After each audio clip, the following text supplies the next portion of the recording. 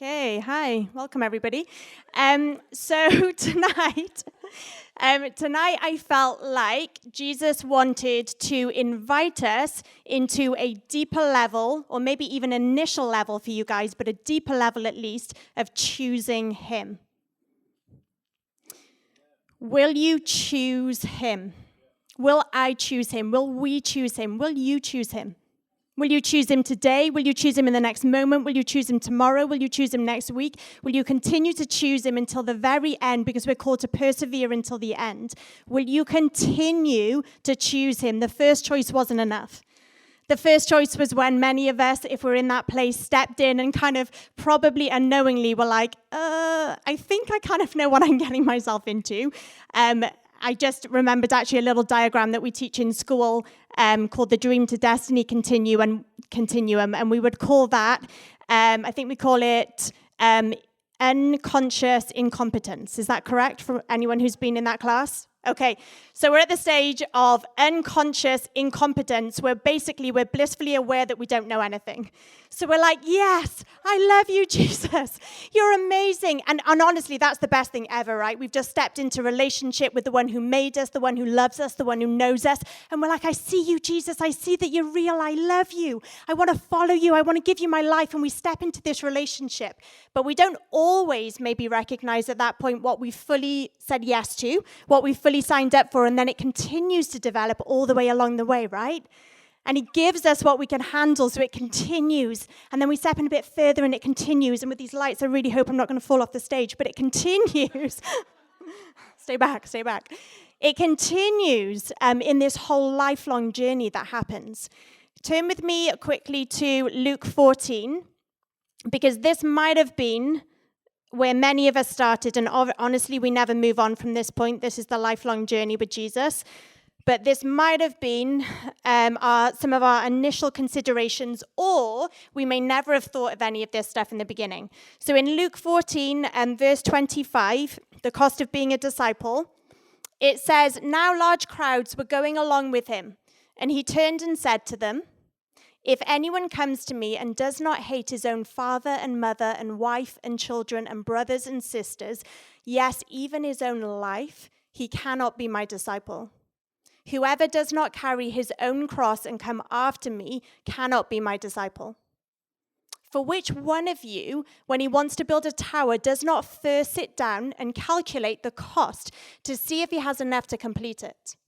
Otherwise, when he has laid a foundation and is not able to finish, all who observe it begin to ridicule him, saying, "This man began to build and was not able to finish."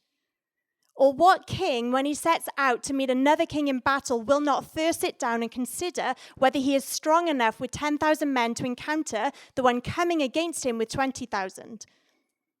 Or else, while the other is still far away, he sends a delegation and asks for terms of peace. So then, none of you can be my disciple who does not give up all his own possessions. We may or may not have considered that cost before we said yes to Jesus. If you're someone sitting in a chair today who has said yes to Jesus in your life. And if you haven't, Jesus is real and He loves you and He's passionate about you and He made you and He wants to have a relationship with you. And we would love to introduce you to Him tonight. We would love to give you the chance to truly meet Him so that you can decide, so that you can make that choice for the first time of whether you want to give Him your life, whether you want to follow Him. And you guys in that place and in this room, you guys get to see those verses right now that we may or may not have done when we first said yes to Jesus. But you get to see those verses and you get to see that He's actually asking for everything. It isn't just like come into this club, this Bless Me club, and have fun. It isn't just come and sit in a church each Sunday and each Wednesday. He's asking for everything, and He says that if you don't give Him everything, that you cannot be His disciple. Are you kidding me? We walk around in life the whole time going, yeah, I'm one of Jesus' disciples. But am I actually giving Him everything? Am I giving Him everything in my life? And I know for me that is a daily challenge that I come up against. So that is a little bit more for those who may never have considered the cost of following Jesus, but also for every single one of us in the room who maybe has considered that cost, but needs to continue to consider it every moment of every day. But if you said yes to Jesus maybe a while ago, if you've been on this journey for a little bit, I really felt him wanting to remind us today, or maybe tell us afresh, if we've never really thought of this, that following him does include suffering. And it's one of those things that we don't like to think about. We definitely don't like to walk through.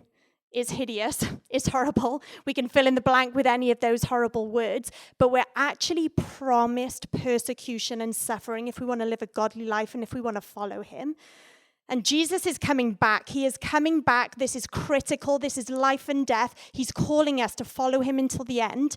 And he says that if you step into this life, you've got to give everything, and it is going to involve really hard stuff. I'm asking you to follow me not just into the roses and daisies, but I'm asking you to follow me into the pits. I'm asking you to follow me into the wars. I'm asking you to follow me into the battles. But I am God, he says. I am the great I am. I know exactly who I am. I'm in charge of this whole thing. I'm absolutely in control. And I'm asking you to surrender to my plan every moment of every day, to step into my plan with me, his plan with him. But there will be suffering. And if we don't know that, we can say yes quickly. And then we start to experience some things and we can trail off, right? When I was 7 years old, I met Jesus. I had a beautiful encounter with him as a 7-year-old kid. And I did weep, but I could have just wept for a very long time. And I just realized for the first time that Jesus was just beautiful. That he was the most contagious thing ever, the most contagious person ever, that I loved him, that I wanted to live for him, that I wanted to be like him.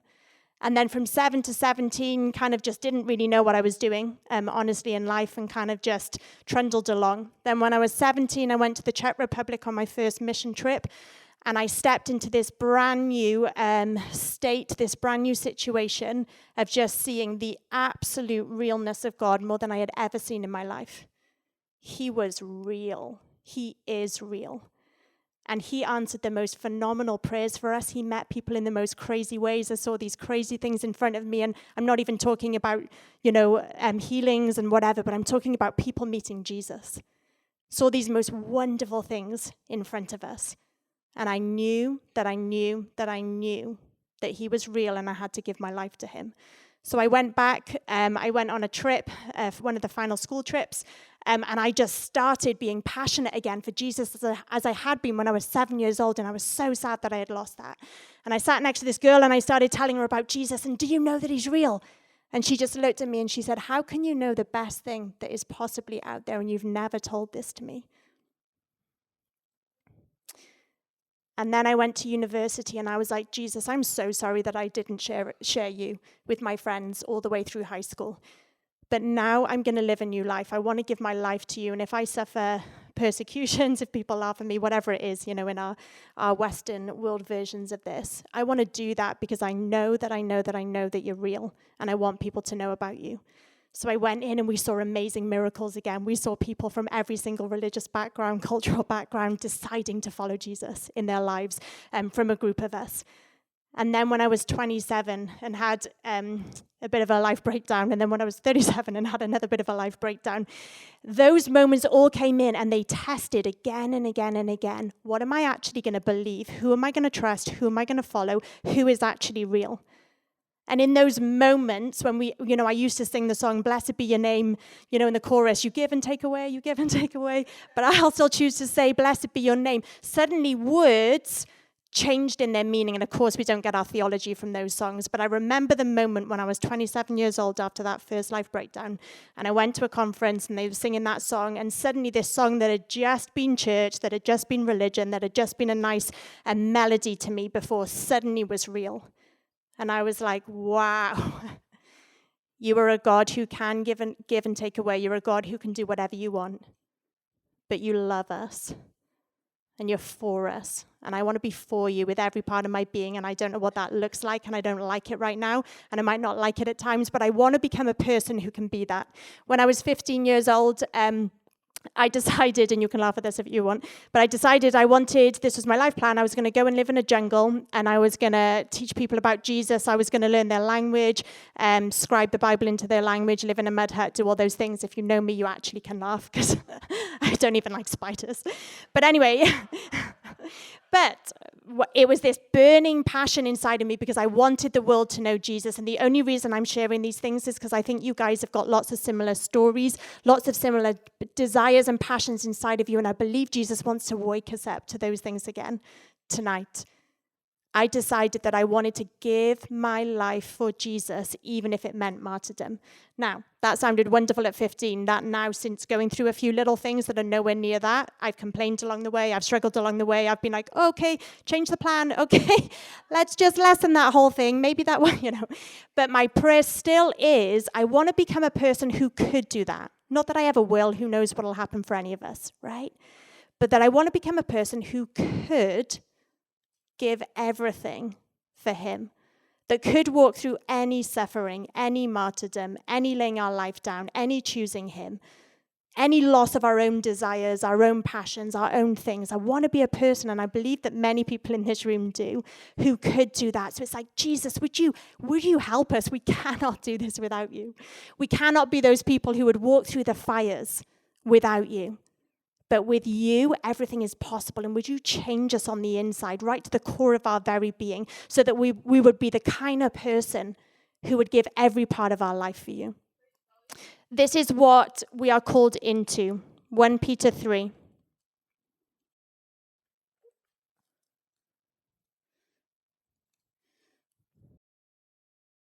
For Christ also died for sins once for all, the just for the unjust, so that he might bring us to God, having been put to death in the flesh, but made alive in the spirit.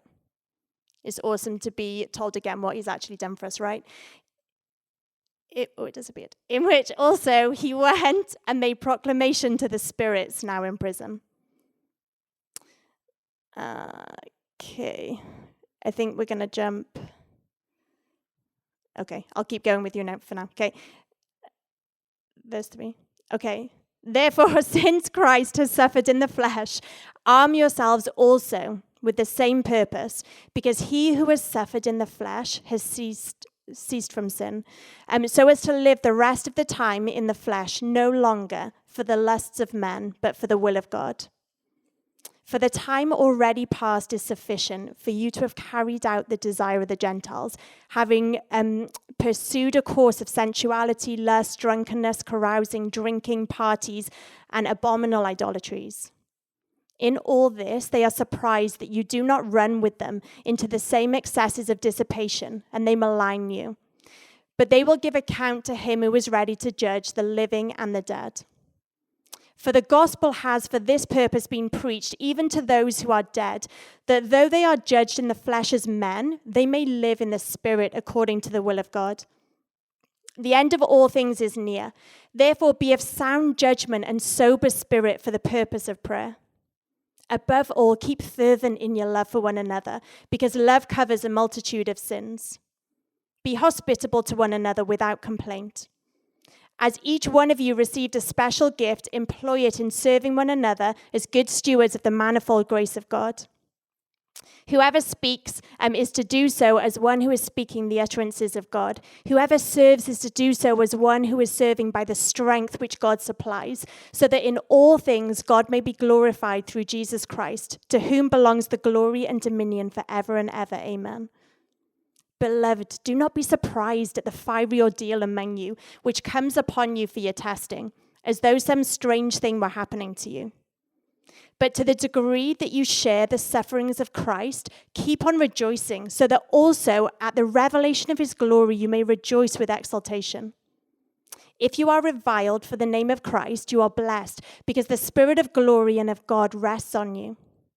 Make sure that none of you suffers as a murderer or thief or evildoer or a troublesome meddler. But if anyone suffers as a Christian, he is not to be ashamed, but is to glorify God in this name. For it is time for judgment to begin with the household of God. And if it begins with us first, what will be the outcome for those who do not obey the gospel of God? And if it is with difficulty that the righteous is saved, what will become of the godless man and the sinner? Therefore, those also who suffer according to the will of God shall entrust their souls to a faithful Creator in doing what is right. Wow. There's actually a bunch more stuff in different places we could have read. But we are promised suffering. And because we don't like to think that, and because we don't like to walk that out, I think sometimes we accidentally fall into a bit of a two-dimensional Christianity. One where we might not always need to fully depend, fully rely on the God who is supernatural, all-powerful, miraculous, and without him we can do nothing. But when we actually recognize this massive facet of Christianity, and it's not saying, guys, that it's all bad, that it's all bleak, but when we actually are living in a place of kind of refusing to give up the things we want, refusing to give up the comforts, not wanting to say yes, not wanting to lay our lives down, wanting to stay in a place that we want to be in, when we're choosing to live in that way, we're not stepping into the fullness of what God has for us, and he has promised us those things, and he's asking us to overcome to the end. And he can equip us and empower us for every single thing that he is asking us to do. And by this, the world will know that he is God, by the way that we love one another, by the way that we walk out our faith and our Christianity in this world. And guys, the only way that any of this will be possible is if we actually know him and love him. We're not going to choose someone that we don't love. We're not going to love someone that we don't know, right? So do we actually know him? Have we actually fallen in love with him? And it's not a mushy feeling. Are you actually living in a way of a life laid down? Where you would actually give your life, give your choices, sacrifice things, sacrifice comforts for the sake of another. And I can tell you every moment of every day, as I've said, this is a challenge for me. I am not standing up here as someone who's got this at all altogether. But I feel this call, I feel this anthem, I feel Jesus kind of raising the bar and reminding us and drawing us closer all the time, going, guys, I'm coming back soon.